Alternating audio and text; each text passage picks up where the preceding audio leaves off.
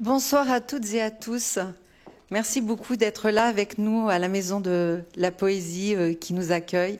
Merci à Olivier Chaudençon et à ses équipes qui sont là pour nous proposer avec vous de vivre cette soirée littéraire exceptionnelle consacrée aux lauréats du prix Voix d'Afrique, Afrique au pluriel. Nous insistons là-dessus, c'est important pour nous, puisqu'il s'agit d'un prix qui veut faire émerger les nouveaux talents littéraires de tout le continent africain, de tous les pays. C'est un prix qui nous tient à cœur à RFI, évidemment, qui a toujours fait la part belle à la culture et à la littérature. Je peux en témoigner puisque j'ai la chance de présenter une émission littéraire 2 fois par semaine sur cette belle antenne.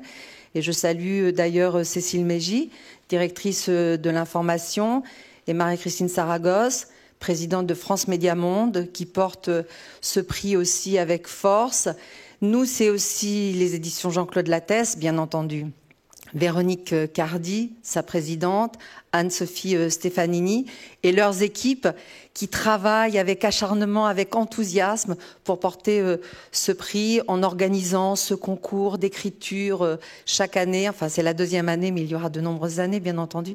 Ce concours d'écriture, donc ouvert à tous ces jeunes de moins de 30 ans qui n'ont pas publié encore, qui ont des manuscrits dans leur tiroir, qui ne savent pas à qui s'adresser. Eh bien voilà, maintenant il y a une plateforme et tous les ans on les accueille et cette année encore on a eu 350 manuscrits.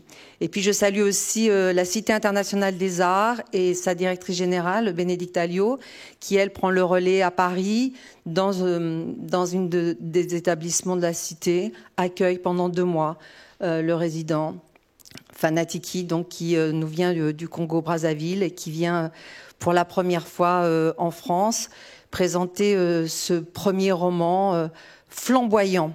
Alors que des femmes, vous direz, c'est vrai, mais il y a aussi des hommes, puisque ces 350 manuscrits, eh bien, ils sont lus et ensuite il y a 5 finalistes et c'est un jury présidé par Abdourahmane Ouaberi, donc un homme qui, avec d'autres personnes, journalistes, blogueurs, libraires, écrivains, programmateurs, voilà, qui se réunissent autour de la lecture de ces manuscrits et décident qui sera le lauréat. Et donc cette année, on est très, très, très heureux d'accueillir Fan Atiki, qui est en coulisses et que je vais vous demander d'accueillir chaleureusement parce qu'il nous fait un beau cadeau, à savoir la lecture d'un extrait de son roman Cave 72. Alors c'est vrai que c'est un titre un peu énigmatique, mais justement, grâce à cet extrait, vous allez comprendre ce que représente Cave 72 à Brazzaville. Je vous demande d'accueillir Fanatiki,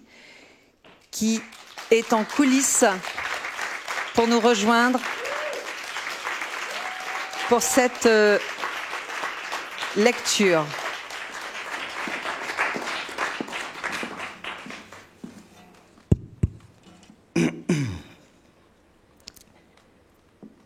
Les bières étaient à peine fraîches dans le congélateur, loin de leur température parfaite de consommation. 3 loyaux clients réclamaient leur commande. Ma voilà que tous appelaient Maman Nationale les alerta sur le malencontreux détail du thermomètre au-dessus de 0 dont souffrait son stock d'alcool.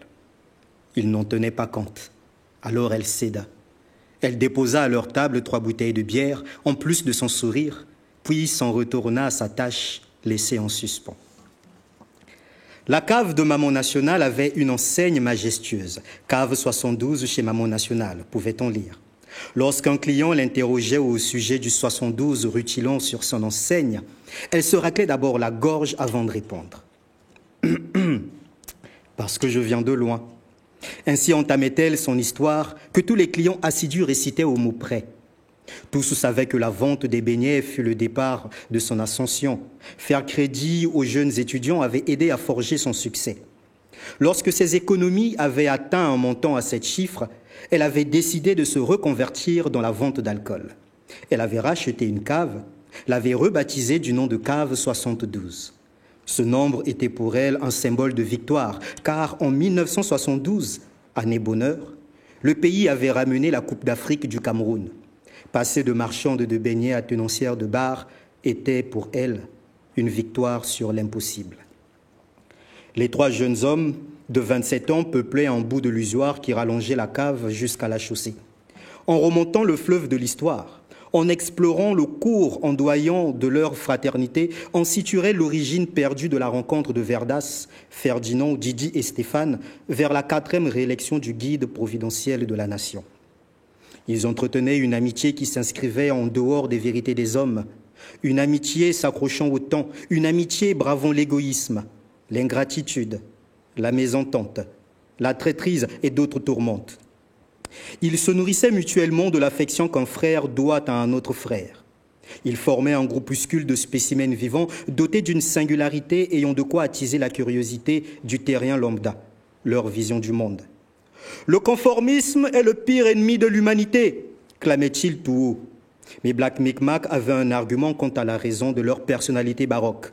Leur rébellion inconsciente contre toute figure d'autorité, leur frénésie féroce à faire front contre tout impératif catégorique, contre toute ligne de vie dans laquelle s'inscrivait l'humanité aveuglément, n'était que la douleur d'une relation père-fils en proie au tumulte et séisme constant.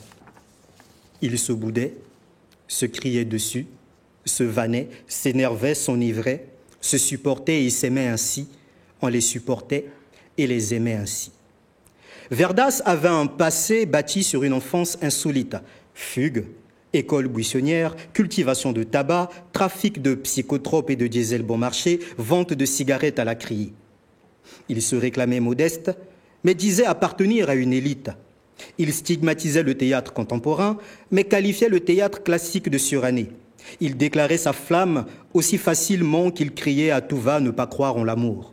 Cependant, lorsqu'il prétendait ne vivre que pour l'alcool et le théâtre, on pouvait être sûr qu'il était vraiment sincère. Ferdinand était au cœur de sa puberté lorsqu'il crut lire la vie entre les pages du Le Gai Savoir et d'Ainsi parlait Zarathustra. À toutes les questions sur son paternel, il répondait « Je n'ai qu'un père, il s'appelle Nietzsche ». Ce ne fut qu'au terme d'un voyage au bout de la nuit qu'il s'en repentit, corrigea qu'il en avait toujours eu 2. Seulement Céline lui avait longtemps été cachée. D'ailleurs, qu'ils eussent tous 2 le même prénom n'était pas un hasard pour lui, mais bien le signe que la Providence lui réservait une place au panthéon des grands écrivains. Il n'avait pas attendu Barthes pour connaître le plaisir du texte. Comme un pirate en quête de trésors, il courait après le sien en ouvrant constamment des bouquins. Il avait juré sur l'honneur de ses 2 pères de lire autant de chefs-d'œuvre littéraires qu'il existait de bons et grands auteurs. Didi jura de ne voir que la mention « excellent » apposée au bas de ses bulletins de notes. Tout le temps que dura ses études, aucune tentation de la chair féminine ne le détourna de ce but. Ni les jambes honteuses d'un Nsiloulou, ni le visage d'ange d'un Ngwasso. 2 fois, il eut une note en dessin de 18, 2 fois, il fut repêché au large du fleuve Congo. Se sentant seul au-dessus de la mêlée, las des études et de la mollesse des méthodes pédagogiques qui insultaient son intelligence, il se fixa l'objectif de tout apprendre et de tout comprendre. Un jour, il explora la rue John Soder Green et la chaire devint sa kryptonite. Stéphane, quant à lui, avait toujours été un incompris. Verdas, Ferdinand, Didi et Stéphane avaient cassé le stylo 2 années après le bac, l'unique diplôme qui pesait encore un peu en ce temps-là. Ils le brandissaient tel le Graal. Les 2 années à l'Université nationale avaient ressemblé à une mésaventure, une dramatique perte de temps. Ils en parlaient comme d'une virée en enfer, un sacrifice qu'ils consentiraient à refaire uniquement si Emmanuel Dongala se voyait décerner le Google Goncourt ou le Nobel. Aux explications qu'on leur réclamait, ils disaient « Parce que l'administration de l'Université nationale est un vrai bordel organisé avec brio. Parce que le corps enseignant est d'une éthique plus que douteuse. Parce que les méthodes pédagogiques sont telles qu'on y forge plus d'abrutis que d'élites. Parce que nous refusons catégoriquement d'épauler l'incompétence des administrateurs de l'Université nationale. Parce que les docs contribuent à la régression de l'intelligence des étudiants. Parce que ce pays ne mérite pas notre intelligence, parce que de toutes les manières, nous n'aurons pas besoin d'université tant que nous aurons nos livres pour apprendre ce que nous voulons apprendre du monde. De toute évidence, il leur échappait que dans ce même monde, Décrocher un emploi décent n'est possible qu'à condition d'endurer 3 années ou plus de GN à l'université ou autres institutions équivalentes, à moins d'être le fils ou le neveu de quelqu'un. Dommage qu'ils ne fussent ni les fils ni les neveux de personne. Plus d'université? Ok. Allez vous former pour un travail manuel et trouvez-vous un job, nom de Dieu. À cette affirmation de leurs parents, Verdas, Ferdinand, Didi et Stéphane opposèrent vaillamment un non. Nous refusons de céder au néo-esclavagisme et d'être victimisés comme vous l'êtes par tout le système capitaliste qui ne profite qu'à ceux qui sont au sommet. La valeur de ce que nous avons dans le ciboulot nous destine à une vie d'aristocrate. Leurs parents voyaient la paresse là où ces grands garçons disaient embrasser la subversion. Ils les condamnèrent alors à des types, lorgneries et autres regards chargés d'invectives. Pour se soustraire à toute forme de conflit, Verdas, Ferdinand, Didi et Stéphane prirent l'habitude de migrer au quartier PK, aux heures où le capitalisme accordait une pause à leurs géniteurs.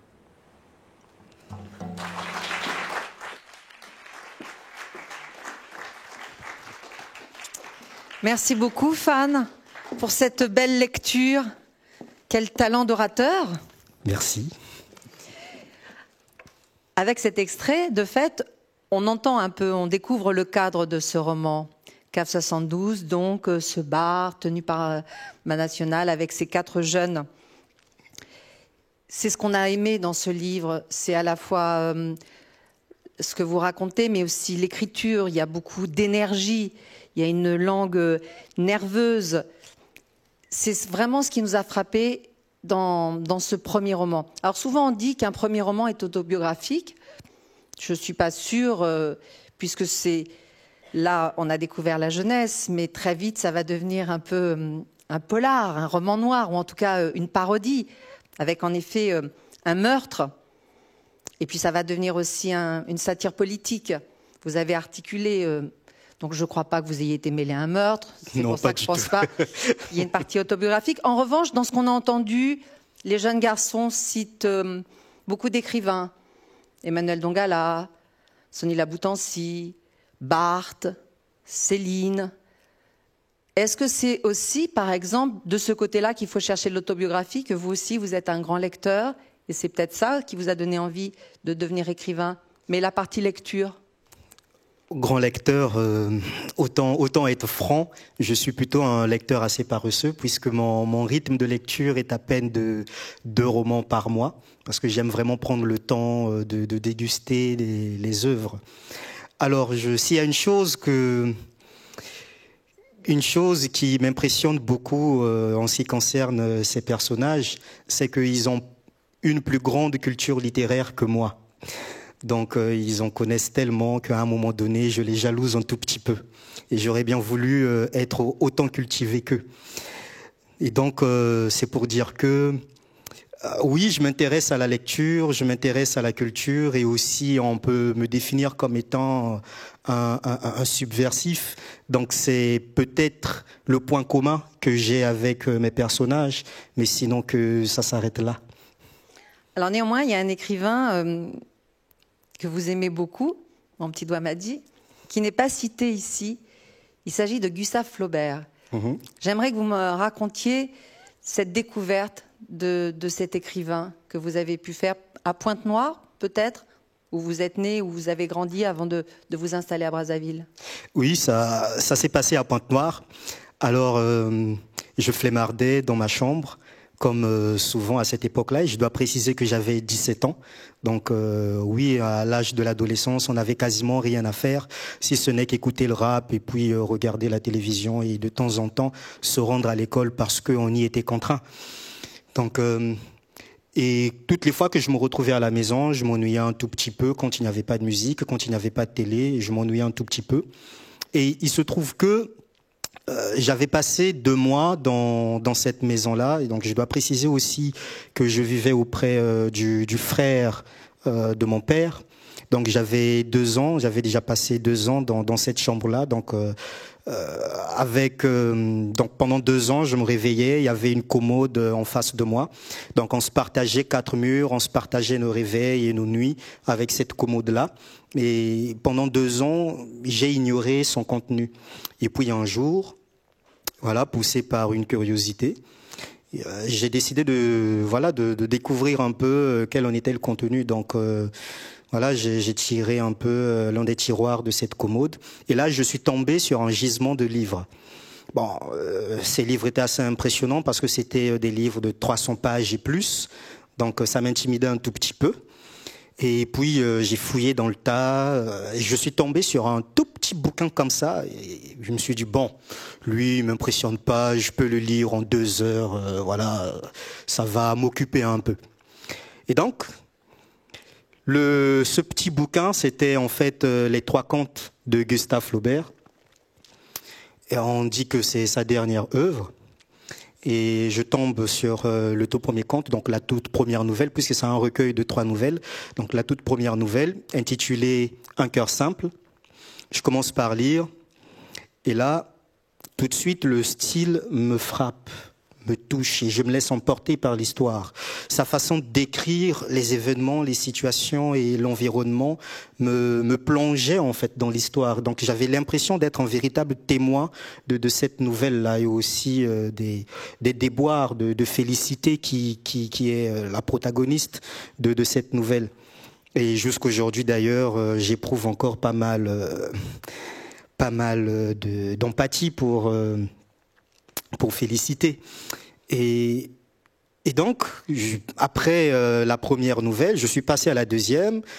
La deuxième, c'était Hérodias. Ensuite, non, c'est plutôt Saint-Julien l'Hospitalier. Ensuite, je suis passé à la troisième, Hérodias. Et là, je me suis dit, c'est ça qu'on appelle écrire. Pourtant, c'était, on va dire, le tout premier livre, véritable livre, que j'ai pu lire en entier. Et tout de suite, je me suis dit que c'est ça qu'on appelle écrire. Et à partir de là, j'ai essayé de fouiller un peu dans les autotas, et donc j'ai pris assez de courage pour affronter les autres bouquins de 300 pages et plus. Et en même temps, il y avait cette envie de lire encore une œuvre de Flaubert qui me hantait. Et donc j'ai cherché autour de moi, et heureusement d'ailleurs que j'avais des amis très, très littéraires, donc très portés sur la culture littéraire. Et ils m'ont proposé des bouquins, et je suis tombé sur Madame Bovary. Et là encore, Flaubert m'a assassiné. Et je me suis dit, bon, ça y est, je ferai de lui mon auteur préféré. Et à partir de là, j'ai essayé de creuser un peu plus loin dans sa vie. Il parlait de ses exigences en termes d'écriture, et aussi ses correspondances avec George Sand qui m'ont permis d'apprendre beaucoup de choses sur lui. Et aussi le fameux gueuloir de Gustave Flaubert qui m'a beaucoup aidé pour l'écriture de Chaos 72. Et voilà, on y arrive. Ce cher Gustave Flaubert. Et en même temps, du coup, Fanatiki, est-ce que c'est à ce moment-là que vous avez eu le déclic, l'envie, vous aussi, de devenir écrivain dans un pays dont vous dites qu'il a 4 millions d'habitants, dont la moitié rêve d'être publié? Alors peut-être pas encore être publié, mais à quel moment vous vous êtes dit vraiment, j'ai envie d'écrire, j'ai envie d'essayer, j'ai envie de raconter des histoires, ou des poèmes, ou en tout cas écrire? Alors ça m'est arrivé lorsque j'ai découvert le slam. C'est vrai que donc lorsque je découvre le slam, j'ai 20 ans. J'ai autour de 20 ans parce que c'est en 2012 que je découvre le slam. Donc oui, j'ai 20 ans. Et là, oui, j'étais déjà porté sur une lecture assez régulière, et surtout que j'étais à l'affût des bons textes, comme on l'appelait et comme on continue de l'appeler jusqu'aujourd'hui. Donc j'étais vraiment à l'affût des bons textes. Et quand je découvre le slam, c'est par l'intermédiaire d'un ami qui m'avait convié à assister à un atelier de slam organisé par l'association Style Oblique à Pointe-Noire, donc une association qui a pour but de promouvoir le slam au Congo. Et il y a un slameur très intéressant qu'on appelle le père du slam, Gilles Douta, qui déclame un texte sur la main. Alors là, je me suis dit, bon, c'est vrai que j'avais déjà envie d'écrire, je ne savais pas comment m'y prendre, mais je pense que cette discipline-là serait désormais la discipline grâce à laquelle je dirais des choses. Et donc, mon aventure dans l'écriture a commencé par le slam. Et au bout d'un moment, le slam ne suffit plus. Donc, à un moment, il faut bien... on a l'impression d'être contenu par une discipline à cause de ses contraintes, à cause de ses règles, ou peut-être même aussi de l'absence de ses règles. Et donc là, on se dit, bon, on va essayer autre chose. On a essayé la nouvelle. J'ai écrit pas mal de nouvelles. Et au bout d'un moment... Voilà, on s'est dit, on s'est suffisamment rodé dans la nouvelle et pourquoi pas entamer le roman. Donc j'ai osé et ça payait comme on dirait au pays.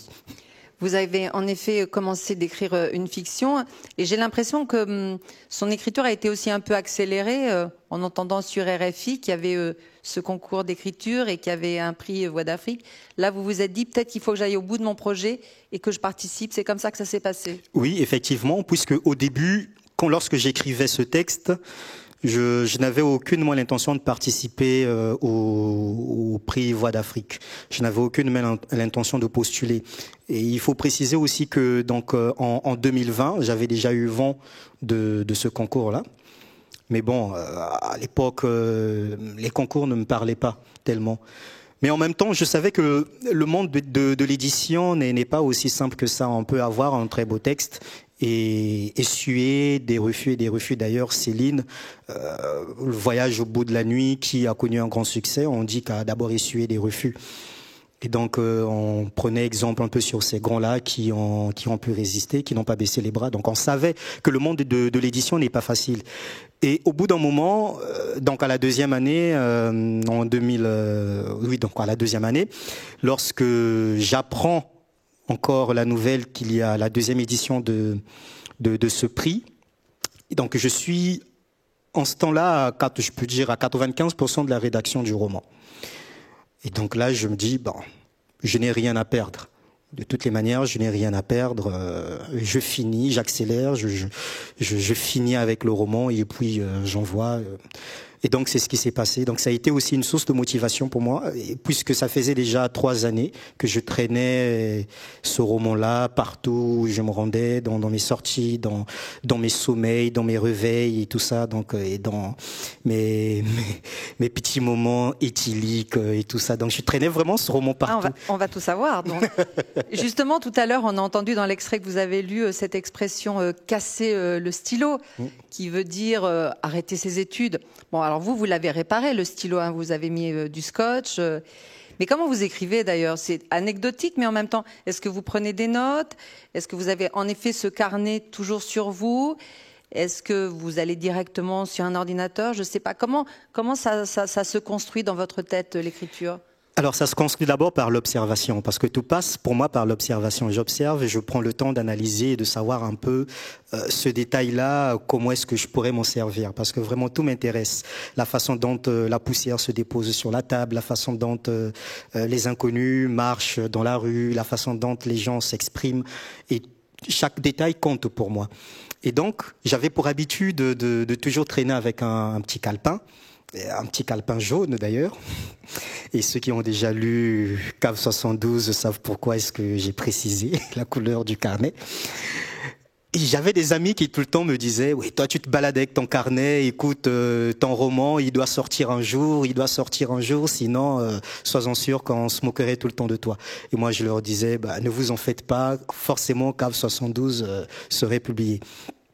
Et donc en dehors du calepin, j'avais pris l'habitude aussi de noter quelques petits détails dans mon smartphone.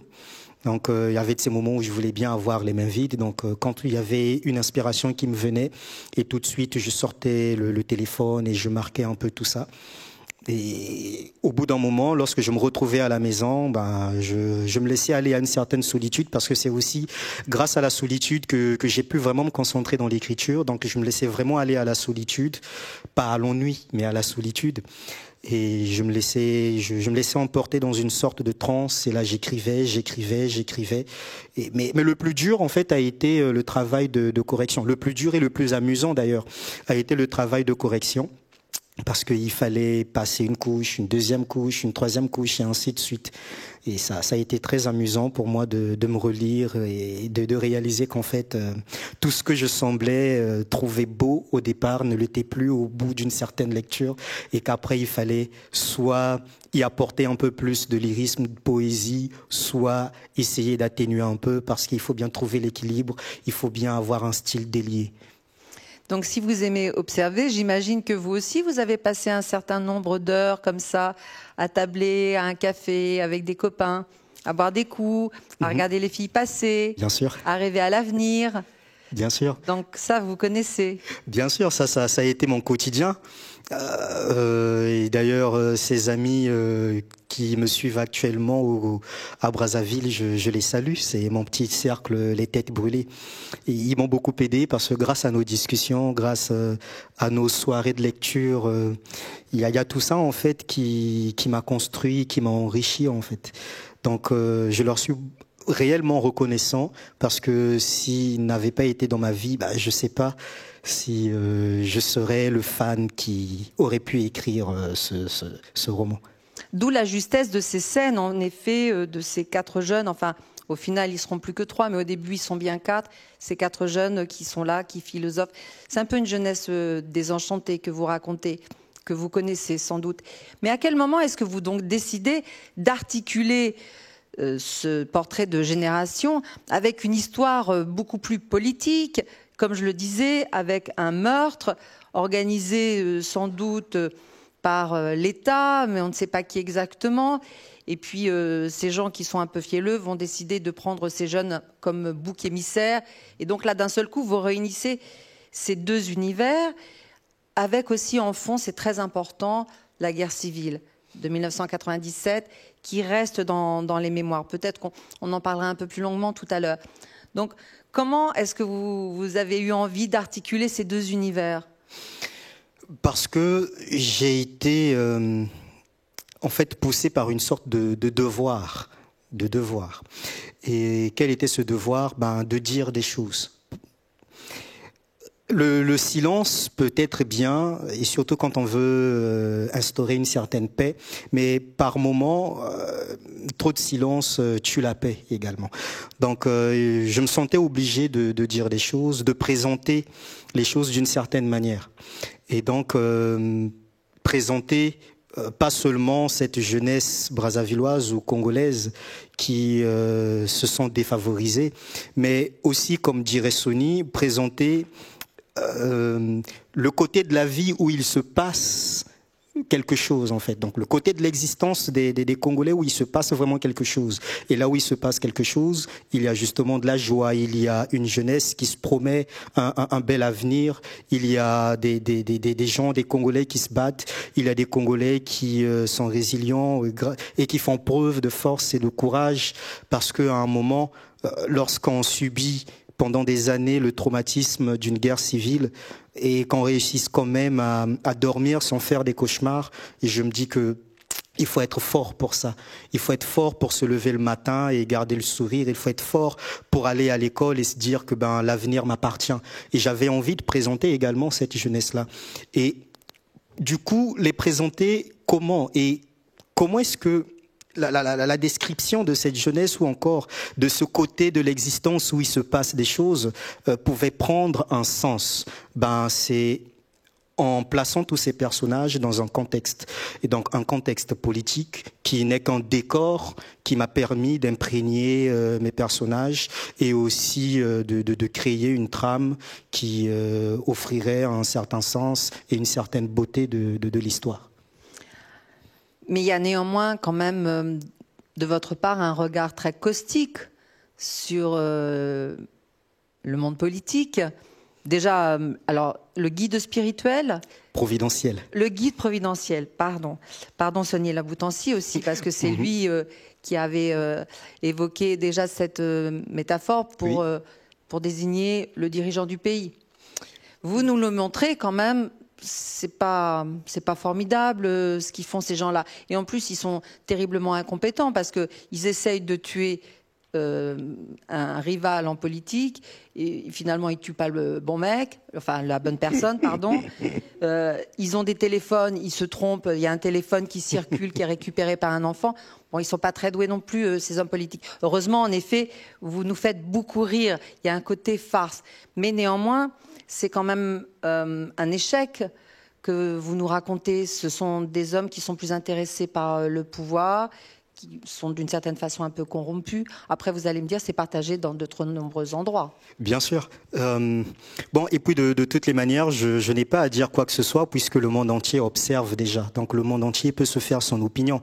Et moi également, j'ai eu une certaine opinion on va dire, de l'environnement politique de mon pays, et pas que de mon pays, mais également de l'environnement politique de pas mal de pays africains. Et c'est pourquoi d'ailleurs, le guide providentiel ici n'incarne pas qu'un seul, on va dire, un seul dictateur. Non, c'est plutôt l'assemblage de plusieurs dictateurs qui ont existé, qui existent et qui malheureusement existeront. Voilà, parce qu'à un moment, on va réaliste. Donc, le guide providentiel incarne ces personnages-là, ces personnes qui promettent des choses à leur peuple et qui les trahissent en fait. Parce que oui, lorsqu'on on réussit à être auteur d'un putsch, et que au-delà du putsch, qu'on promette à la population que désormais vous aurez du pain, désormais vous aurez de l'eau, de l'électricité, donc de l'emploi, et qu'au bout d'un moment il n'y a rien de tout ça, et qu'on se laisse aller à des détournements de fonds, qu'on se laisse aller à l'impunité et tout. Je me dis que ça c'est vraiment une traîtrise de la part de ces dirigeants-là. Mais ce livre également est une manière. En fait, ce n'est même pas une critique, mais c'est une manière de faire comprendre à tous ces dirigeants que le peuple ne souhaite pas qu'il y ait de la guerre ou je sais pas quelle autre forme de conflit. Tout ce que le peuple attend de ces gars, peu importe qu'ils volent des sous ou pas, mais au moins, si le peuple peut manger, s'ils peuvent dormir en paix, s'ils peuvent avoir plusieurs opportunités pour réussir, si le système éducatif peut leur être favorable, je pense qu'une personne pourrait passer 10 ans ou 1000 ans à la tête du pays, mais tant que cela profite au peuple, je ne pense pas que le peuple le bouderait. Voilà, donc en gros, c'est tout ce que le peuple réclame, et c'est aussi une manière de le faire savoir à tous ces dirigeants-là. Donc ça tombe bien aussi que ce prix s'intitule Voix d'Afrique, parce que c'est également la voix de plusieurs Afriques qu'il y a dans ce bouquin. Donc, Fanatiki, vous vous sentez aussi un peu le porte-parole d'une jeunesse, d'un pays déçu, abandonné, voire en colère, mais vous préférez aussi ridiculiser ses pouvoirs pour que aussi on puisse s'en amuser et rire. Bon, ridiculiser est peut-être un mot trop fort pour moi, mais en rigoler, oui, puisque il faut atténuer, on va dire, certains malheurs ou encore certaines tristesses, et quoi de mieux que le rire, justement, pour essayer d'apaiser toutes les rancœurs, tous les regrets, tout ce qu'on peut avoir d'émotions ou de sentiments négatifs en nous. Donc le rire, pour moi, a été le moyen par excellence pour atténuer tout ça, pour faire avaler la pilule amère, comme qui dirait. Alors, je disais, donc, c'est un livre qui est qu'on peut lire à plusieurs niveaux, et puis aussi qui nous a plu par la langue, par le style. Et du coup, c'est une langue française qui est beaucoup nourrie aussi des langues, le Kituba, le Lingala, le Lari. Est-ce que, en effet, c'est ce que vous entendez dans la rue, c'est des langues avec lesquelles vous avez grandi ou pas, qui nourrissent aussi votre écriture? Grandi, je dirais oui et non. Pourquoi oui et non? Je commencerai par le non, parce que tout petit, du moins jusqu'à mon adolescence, mes parents ne me parlaient pas en Kituba ou en Lingala peu importe la langue, en tout cas même dans la langue ethnique de mon père ou de ma mère. Non, en tout cas il y a rien eu de tout cela. Mais mes parents me parlaient tout le temps en français. Donc jusqu'à un certain âge, je ne connaissais que le français.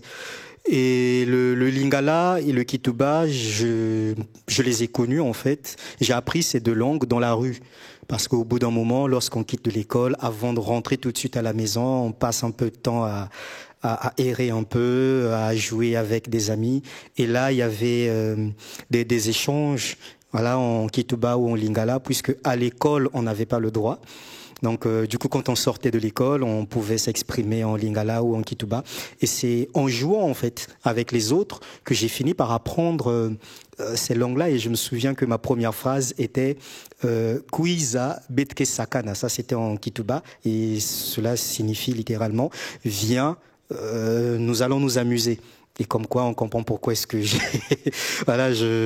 appris cette langue en m'amusant. Et en même temps aussi, je me dis que ça a été un mal pour un bien. Pourquoi un mal pour un bien?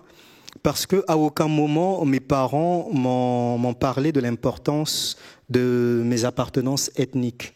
Puisque à un moment, lorsqu'on se revendique de telle ou de telle ethnie, je crois que c'est ce qui est à l'origine aussi du tribalisme et de toutes les autres formes de clivage.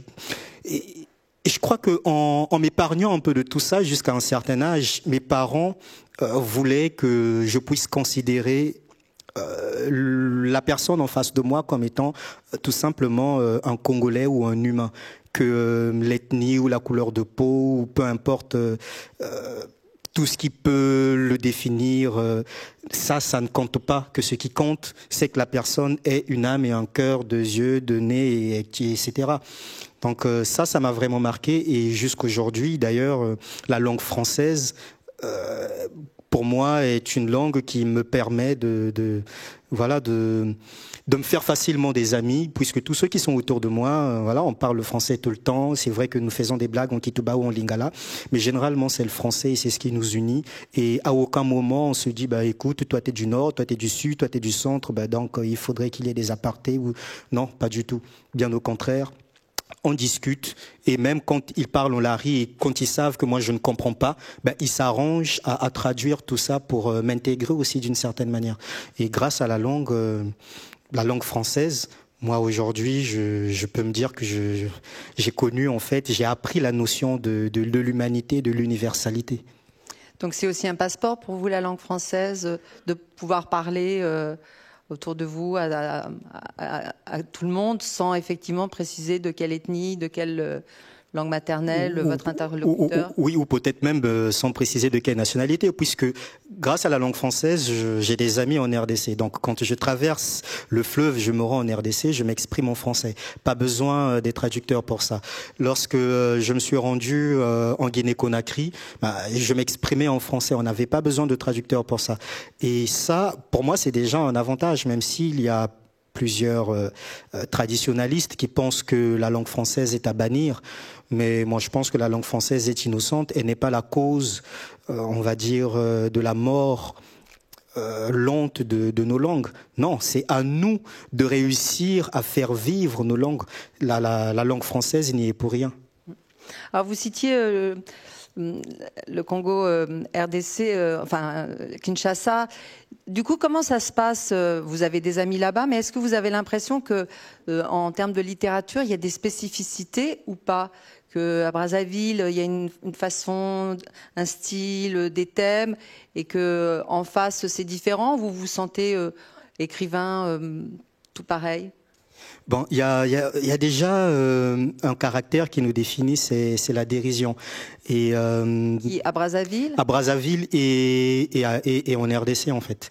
Donc les écrivains des deux côtés sont très portés sur la dérision et aussi sur le constat de l'horreur. Et bon, moi, c'est vrai que j'ai essayé un peu de dépasser le simple constat de l'horreur et j'ai essayé de présenter aussi de l'espoir. Mais il y a vraiment ce point commun-là, que ce soit à Brazzaville ou en RDC. Et aussi, il y a un autre point commun, c'est que la plupart des écrivains se réclament de... on va dire des Sony Laboutanciens en fait. Donc tout le monde revendique Sony comme étant son père. Et c'est une bonne chose, oui. Mais bon, après, pour un moment, quand on veut exister, il faut bien sortir de l'ombre d'un grand pour essayer de se faire sa propre place dans la lumière. Alors justement, vous avez publié ce premier roman. À la fois, vous avez fait le plus dur et à la fois le plus difficile. Comment ceci? Parce que vous avez certainement envie d'écrire à nouveau. Quelle est votre ambition comme écrivain? Quel est votre vœu comme auteur? Merci de préciser auteur, parce que écrivain, jusque-là, je ne me définis pas encore comme étant écrivain. C'est un poids trop lourd pour moi à porter pour le moment. Donc auteur, romancier, oui, ça, ce sont des qualificatifs que j'accepte. Alors, moi, je considère que je vais essayer de rester dans la même lancée, c'est-à-dire essayer de me servir du réel pour donner un sens à mes œuvres imaginaires, bien sûr, donc pour donner un sens à mes fictions. Et parce que le détail, comme je l'ai dit en amont, compte vraiment pour moi. Et je trouve le beau dans le détail. Et donc, je me considère aussi comme un auteur ou un romancier qui s'emploierait à essayer d'être un exemple pour les autres. Et une force également pour les autres, parce que à un moment, quand on écrit, on est obligé de porter sur soi la responsabilité des générations. Et donc, moi, je veux vraiment incarner cet auteur-là, qu'on m'appelle grand frère ou confrère, tout simplement, mais au moins pour les plus jeunes, ou pourquoi pas les plus hésitants, je veux quand même me définir pour eux comme une sorte d'exemple de lueur d'espoir, qu'ils disent que si ça a été possible pour lui, eh ben, c'est que c'est possible pour nous. Et qu'est-ce que vous voulez transmettre alors par la littérature? De l'espoir, justement, à la fois un regard réaliste sur ce que vous voyez autour de vous, mais aussi de l'espoir. Et aussi le sens de l'interrogation. Parce que il ne faudrait pas tout considérer comme acquis, en fait. Tout ce qu'on peut avoir comme conviction n'est pas forcément vérité. Donc ce monde est issu de plusieurs petites vérités, et ce n'est qu'en les assemblant qu'on finit par avoir, ou peut-être par se rapprocher de la vérité avec grand V. Et donc, moi, ce que je veux également, c'est inciter les jeunes, ou pas que les jeunes, mais en tout cas tout le monde, à s'interroger, ou peut-être à se réinterroger, que ce soit sur la vie tout simplement, ou sur l'amour, peu importe le domaine, mais en tout cas que je suscite tout le temps des interrogations sur l'existence en tant que telle. Est-ce que vous avez déjà une idée des sujets que vous aimeriez aborder? Est-ce que vous voulez rester, par exemple, au Congo-Brazzaville? Est-ce que vous voulez, peut-être que cette expérience en France pourrait vous inspirer aussi une fiction? Oui, il y a un ami qui me disait qu'un bon écrivain doit avoir un roman d'avance. Et moi, je pense que là, j'en ai 2. Ah bon? Voilà, donc mon petit séjour à la résidence, ma petite résidence à la Cité internationale des arts m'inspire beaucoup. C'est un cadre très calme et très propice pour la création.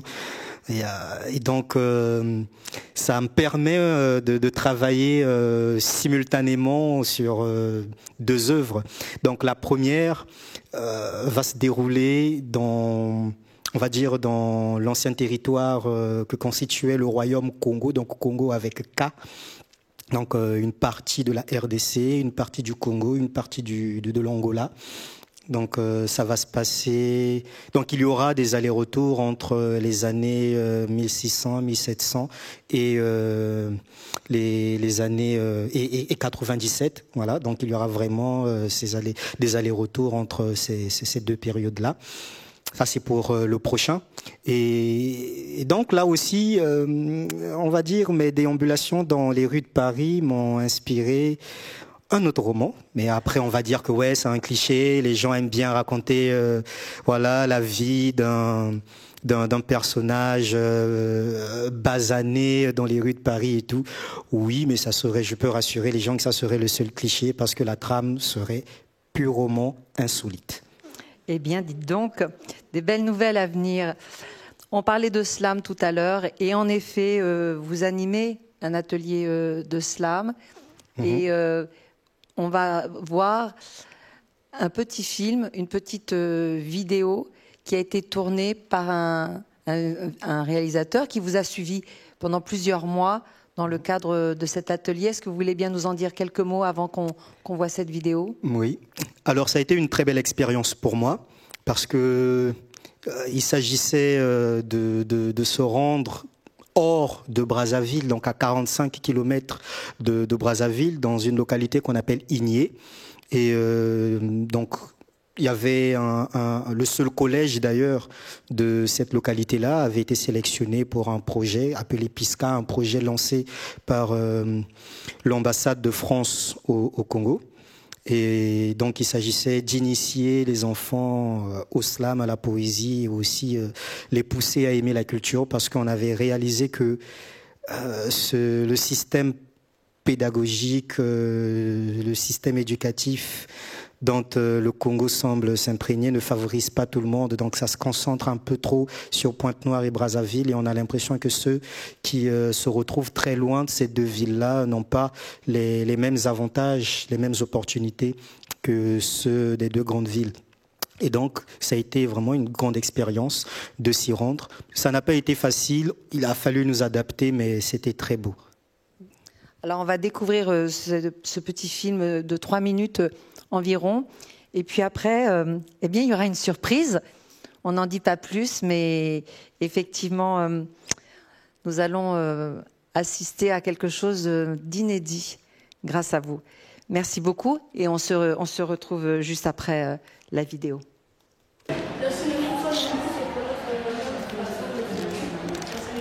Non, ça, c'est pas les synonymes, ça, c'est les homonymes. Les synonymes, ce sont des mots contraires. Les mots? Non, ça, c'est les antonymes. Maintenant, les synonymes, c'est l'inverse des antonymes. Les mots. Dis-le à haute voix. Non, pas de sens contraire. Maintenant, fais maintenant l'inverse. Les synonymes sont des mots de la même famille, mais qui ne s'écrivent pas de la même façon. Bon, on peut accepter ça. Donc, les mots de la même famille, c'est-à-dire les mots qui ont le même sens. D'accord? Les mots qui disent la même chose, mais qui ne s'écrivent pas de la même façon. Voilà. Bon, on va proposer... qui peut proposer des synonymes, 2 mots synonymes? On commence petit à petit. On commence. 1, 2, 3.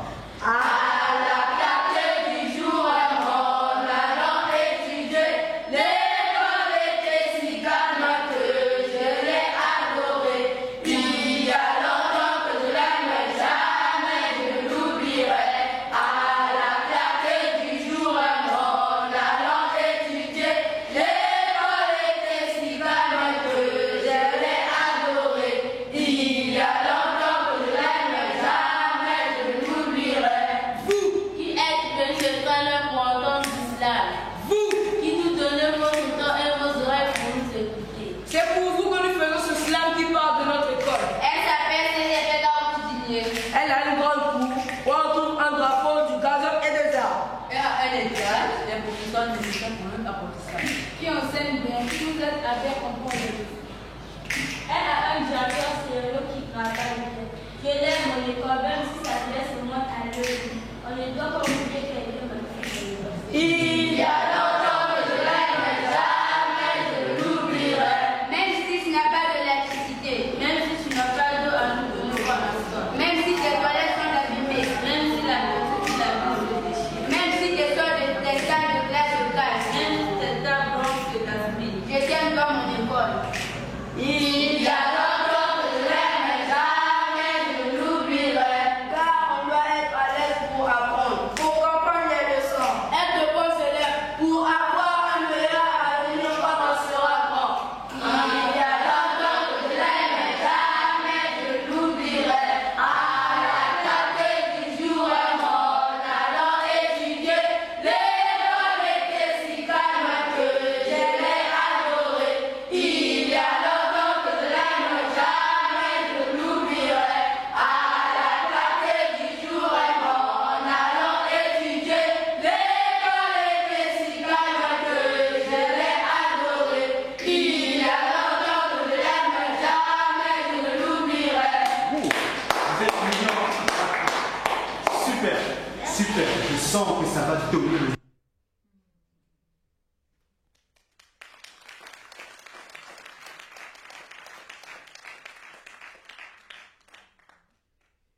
Il y eut un soir et un matin, ce fut le premier jour. Il y eut un soir et un matin, ce fut le premier jour. Il y eut un soir et un matin, ce fut le premier jour. Les bières étaient à peine fraîches dans le congélateur, loin de la température parfaite de consommation. 3 loyaux clients réclamaient leur commande. Ma voilà, que tous appelaient Maman nationale, les alerta sur le malencontreux détail du thermomètre au-dessus de 0 dont souffrait son stock d'alcool. Il n'en tenait pas compte. Alors elle céda. Elle déposa à leur table 3 bouteilles de bière en plus de son sourire, puis s'en retourna à sa tâche laissée en suspens. Au bout d'une expérience vieille de 30 et quelques poussières d'années, elle avait compris que la mansuétude, l'affabilité et la courtoisie formaient la meilleure des stratégies marketing. Maman nationale louait la fidélité de ses 3 clients chaque jour que lui accordait le bon Dieu. Vicieuse chuchotait-on ici, retorse la traitait-on en douce là-bas. Lorsque ces jeunes, habituellement 4, cognaient le diable de leur bouteille de bière 3 fois avant de rincer leur gosier par de longues gorgées mousseuses, elle ne taisait pas son admiration. Ça, c'est des hommes qui savent rendre hommage à la vie, disait-elle. Elle puisait en cette scène de belles leçons sur la simplicité de l'existence, la gaieté, le plaisir d'être ensemble que confessaient ces jeunes, et l'harmonie de leur insouciance lui donnait envie de les prendre dans ses bras. Les voir céder de bière froide chez la concurrence décuplait son affection. Le commerce de Maman nationale prospérait au quartier PK sur l'avenue d'Asia, fallacieusement bitubé, du côté où se trouvait un long chapelet de troquets. La rive de Pandore, l'avait-on nommé. Chaque bar élevait une enseigne qui semblait inspirée sur la numérologie. Bar 99. Bar 100-1. Bar Q7. Bar 1 plus 1 égale 2100. Bar LAN 4. Bar. Faire du chiffre prenait tout son sens sur l'avenue. La cave de Maman nationale avait une enseigne majestueuse. Cave 72. Chez Maman nationale, pouvait-on lire. Des jeunes femmes allaient, venaient, repartaient sans but apparent. Des préadolescentes jouaient à la corde à sauter ou au nzango. Des retraités dans leurs grandes vestes rassasiées de jours comme leurs os s'attroupaient autour de quelques vins locaux et de leurs réminiscences datant de l'ère coloniale. Des adolescents fidèles au baggy et d'autres convertis aux leggings erraient en quête d'un désir inconnu. Des tacos assuraient le transport public, saturés de passagers habitués à danser un tangage que chorégraphiaient les nids de poules creusés çà et là sur l'avenue. Une fusion de trentenaires et de quadragénaires refoulait leur désœuvrement, le temps d'un échange tonitruant où ils se présentaient avec courtoisie. Des insolences dans des causeries opposant. Werason à Jibempiana, Roga Roga à Kevin Bwandé, Messi à Ronaldo, Diable Noir à Léopard de Dolizy, Saint-Michel à Lucifer, l'eau bénite à l'eau de Kamba, Jésus à Tata Simon Kibangu, Yahvé aux ancêtres. Des familles, des couples, des jeunes hommes et des jeunes femmes sapés comme au culte du dimanche franchissaient les portes des églises de réveil bordant la rive sainte. Tout cela s'opérait avec la complicité des effluves fétides, émanant d'un lot d'immondices logés dans une benne et la fragrance délectable des cuisses de poulet fumant sur un grill. Le soir s'installait dans un tohu-bohu. Comme souvent, l'arrivée des étoiles préparait un marathon de soulerie. Les églises se dépouillaient de leurs fidèles, la rive de Pandore se truffait des siens. Les lampadaires qui autrefois contribuaient à la vie de l'avenue d'Asia avaient depuis quelques jours perdu la leur. On ne comptait plus que sur la rivalité déloyale entre les lumières monotones de la rive sainte, lampes fluorescentes et à incandescence, et l'éclairage fantaisiste des enseignes de la rive opposée. Les agents d'Averda, reconnus à leur salopette bleu clair, cache-nez et casquette avalant leur visage, débarrassaient l'avenue de sa saleté. On sut dès lors qu'il était 19 heures. Des braseros apparaissaient aux abords de l'avenue. Les cuisiniers s'affairaient au rôtissage de toutes sortes de viandes. On subodorait certains de proposer de la viande de chien. Oh, mais qu'importe, tant que la viande goûte, On ne devrait pas se plaindre de sa Les nature. fumées montaient, se mêlaient aux nuages, l'harmonie des senteurs se rompait tant le rôti l'emportait désormais sur l'immondice, attissait l'appétit caché des gens. Didier Calcio, Alias Bal Eleka Motoa Lekate, disque jockey de Cave 72, jouait des chansons cultes de la rumba congolaise, devenues des hymnes à l'amour. Ah. D'autres disques jokers lui emboîtèrent le pas.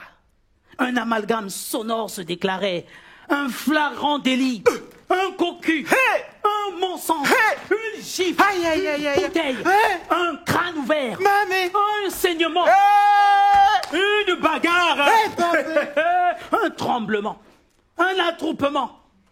Et on ne s'entendait plus parler sans hurler. Aïe, aïe, aïe. Même hurler, on ne s'entendait plus. Ainsi mourait tous les soirs le calme des terrasses. L'avenue d'Asia chérissait sa routine en dépit de l'adieu de Black Micmac. Elle restait fidèle à ses exubérances, mobilité, métissage de senteurs. Elle fournissait à la classe ouvrière des arguments, riches en orge et en noux blancs pour ne pas céder à la tentation d'une plainte collective contre leur paupérisation. Il n'y a pas mieux que l'assouvissement des désirs de la chair pour trouver un sens à la notion de respirer, aimait à dire Black Micmac. La rive sainte émergeait de son silence par des grésillements et autres sortes de sons n'entrant pas dans les bonnes grâces de lui. Sonorisation de second choix, groupe électrogène. Puis vinrent les cris des fidèles harangués par leurs pasteurs, leurs prophètes, leurs évangélistes, leurs guides spirituels. Ah! Pendant ce temps, la rive de Pandore restait sobre. Elle attendait que lui fût transmis le témoin, après que le soleil se fût caché pour pleurer de l'absurdité des hommes. La rive de Pandore épiait l'instant où ses vices, encore cachés, égairaient l'avenue. Verdas, Ferdinand et Didi n'étaient déjà plus les seuls à faire résonner leur voix. Une nuée de clients saturait désormais la terrasse de Cave 72. DJ Calcio, Alias Baleleka, Motoa Lekate, installait son matériel. Les serveuses se déployaient, s'attelaient avec abnégation à la noble tâche de faire croire aux clients qu'il était un roi. Un ras de fesses, un t-shirt blanc mouillé, tuant tout mystère de faire de leur tour de poitrine généreux, résumer leur uniforme. D'aucuns se demandaient même, mais comment font-elles pour résister au froid? Depuis peu, Maman Nationale avait pris l'habitude de faire installer un écran géant à chaque période de Champions League. Les cris accompagnant les occasions de but, les chants d'animation. Emame, Moutoufa, Emame, Moutoufa, Emame, Moutoufa, Emame, Moutoufa, Moutoufa, Moutoufa. Moutoufa. Toute cette folie changeait sa terrasse en un mini-stade lors des diffusions des matchs de football. Emame, Moutoufa, Emame, Moutoufa. Une ambiance de chouille flottait d'un bout à l'autre de l'avenue d'Asia. Les enseignes des deux rives concurrençaient la brillance des étoiles. Cette artère routilait d'un charme que masquait la lumière du jour. Dombolo, rumba, coupé décalé, rombolo, rumba, coupé décalé. Dombolo, rumba, coupé décalé, dombolo, rumba, coupé décalé, coupé décalé, dombolo, rumba. Diffusés de toutes les terrasses de la rive de Pandore s'entremêlaient, corrompaient la paix des quelques avenues voisines. Ce fatras de musique connaissait des trêves où se dégageait une euphonie. Lorsqu'un disque jockey rendait hommage à Black Micmac, s'ensuivait une réaction unanime. Toutes les musiques cessaient simultanément et un chœur des voix de toutes les terrasses répondait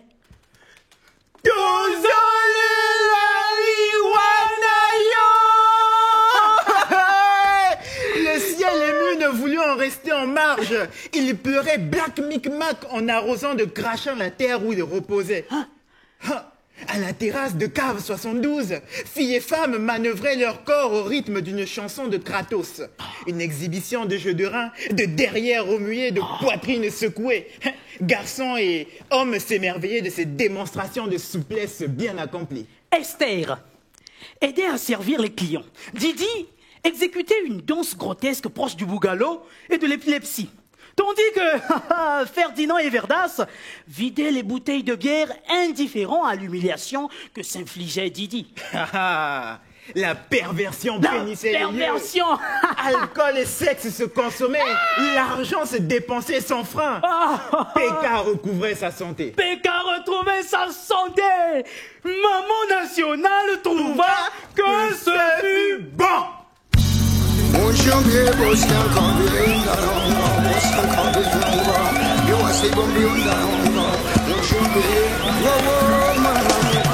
Merci. C'était Thalès Zoken et Jonah Mivek, deux amis de très longue date qui ont voulu m'accompagner dans cette aventure. Alors lui m'a reçu à Brazzaville lorsque je venais d'arriver. C'est grâce à lui que j'ai pu intégrer facilement la communauté culturelle de Brazzaville. Et lui, il a été la première génération de mes élèves. Donc je l'ai eu, il était encore tout petit. Et aujourd'hui, il est plus haut que moi.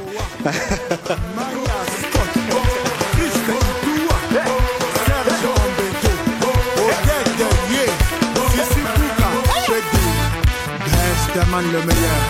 Et donc,